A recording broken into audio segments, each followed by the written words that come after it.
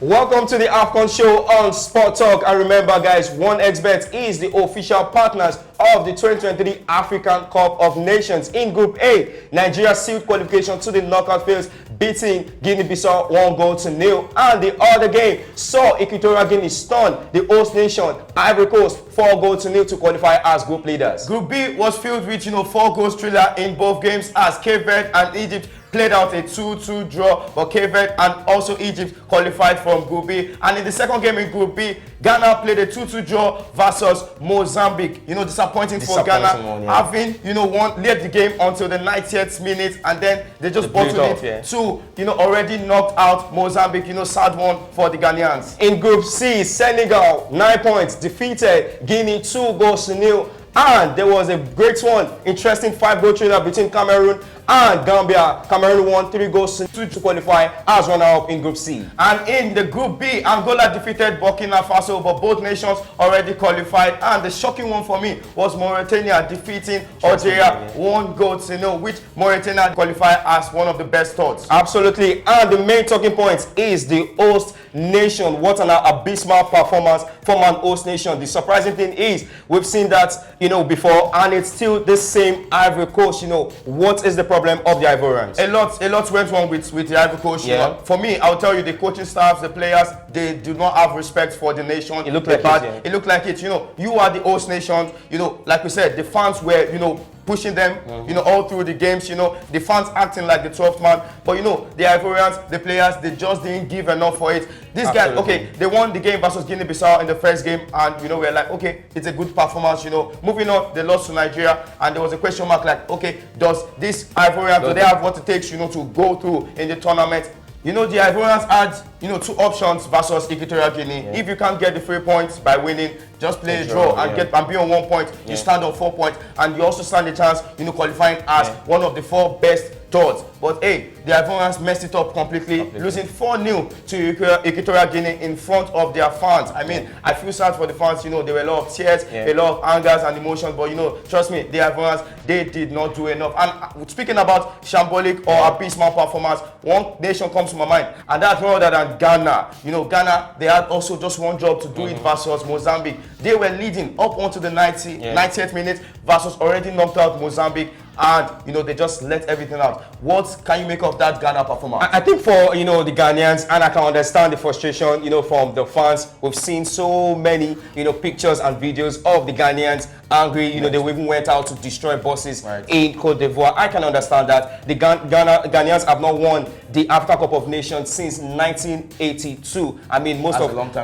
the players were not even born, and they've every now and then they seem to have a new generation. But 2 guys remain in the team, and that's the Ayew brothers, Jordan Ayew and Dede Ayew. Jordan Ayew had a great game. He scored in the first half a penalty, coolly slotted into the left corner of the goalkeeper, and in the second half he scored another penalty. And in the 90th minute, the Ghanaians had one job to do. Even when they conceded, it was his elder brother that conceded the penalty. An unfortunate handball. But keep the game. Don't take any risks. Keep the game. Keep it simple. You're 2-1. Don't make mistakes. Don't make any mistakes, which they eventually did. We've seen that it was always like that in the tournament for Ghana. The first game versus Cape Verde, they made some errors. The second game, they don't seem to know how to, keep a lead. Their ability to keep a lead went off throughout the AFCON campaign. Versus Egypt also, they were leading and they blew it up. Inaki Williams made an error, and the guy that they brought in to replace Inaki Williams, Bukari, also made the error. And in the third game, the goalkeeper, you're the captain.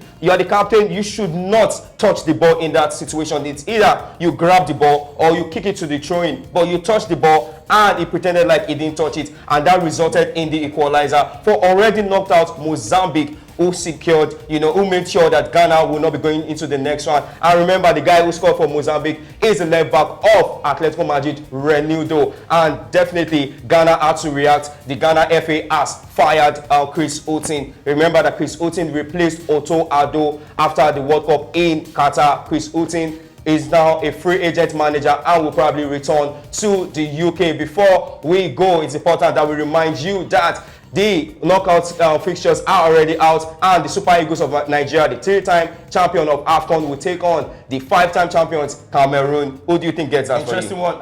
So I'm not gonna be biased right now. You know, I think it's going to be a tricky game. Yeah. Now it's the knockouts. If they play draw, they get into extra time. I think that match is going to get into extra time. We will see. I think in this AFCON, in the knockouts, Yeah. you know, the quarterfinals, semi-finals, we will get to see extra time and even penalty shootout. Trust me, these guys will take it to the length. Yeah. And if taking to the length means getting into a penalties and let penalties decide the Yeah. game, I think that will be. But you know, I'm just going to be careful with I see the game because Cameroon, we can say they didn't really have a perfect group stage, you know, performance and all that. They could turn up in the knockout stages, and with Nigeria too. And you know, Ose Pesero, he has created, you know, a defensive, you know, solid base, and then, you know, might just save Nigeria, you know, the chances of conceding more goals. It's going to be a tricky knockout game. I'm looking forward to it, and I think it will get into the penalties. I mean, for me, I think, you know, the best thing about the Super Eagles of Nigeria side in this AFCON has been, you know, the defensive solidity of the team. You know, Calvin Bassey has been really good. You know, the captain, Trist Ekong, has also been great. You know, online has been really good. He plays on the right flank and sometimes drifts to the left side. So it's going to be an interesting knockout phase. You know, Nigeria versus